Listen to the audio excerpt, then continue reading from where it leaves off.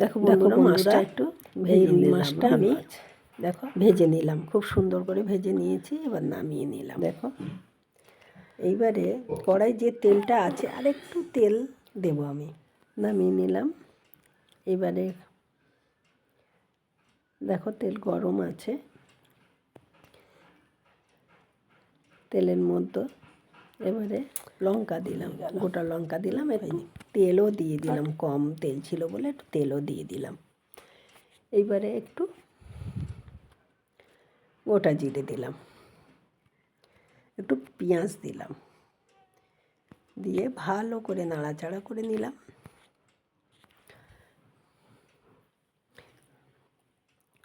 পেঁয়াজটা ভালো করে ভেজে নিলাম, নিয়ে এবারে হলুদ দিলাম আর লবণ দিলাম,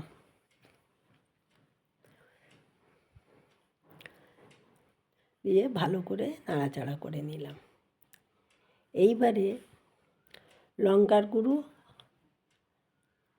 আচ্ছা তার আগে আমি আলু দিয়ে ভালো করে কষিয়ে নেব। ভালো করে কষিয়ে নেব আলুটাকে।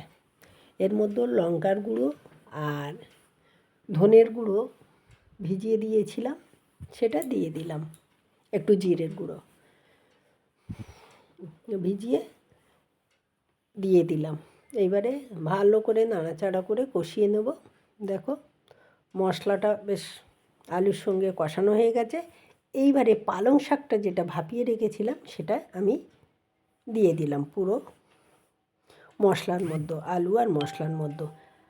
আগের থেকেই আমি আলু আর পালং শাকটা সিদ্ধ করে নিয়েছিলাম। এইবারে ভালো করে নাড়াচাড়া করে নিলাম। দেখো এর মধ্যে আমি গরম জল দেব। তরকারিতে সাধারণত ঠান্ডা জল দিই না, গরম জল দিয়ে দিলাম।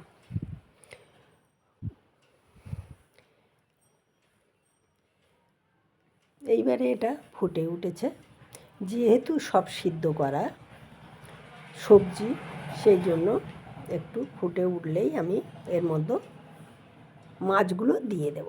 দেখো মাছগুলো আমি দিয়ে দিলাম।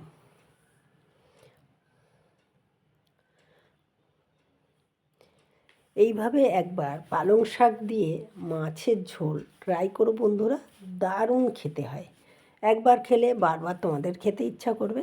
দেখো পালং শাক আলু দিয়ে রুই মাছের ঝোল কমপ্লিট হয়ে গেছে। দেখো গ্যাস অফ করে দিয়েছি।